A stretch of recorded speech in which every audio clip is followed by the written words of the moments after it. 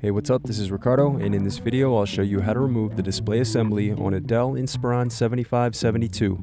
If you're looking for parts for this laptop, go to our website and use this coupon for a 5% off discount.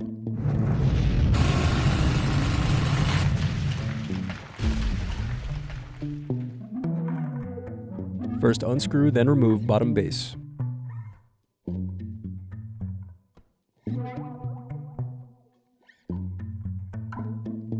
Then unscrew and remove battery. Now unscrew and disconnect antenna cables. Then disconnect display cable. Then unscrew and remove display assembly.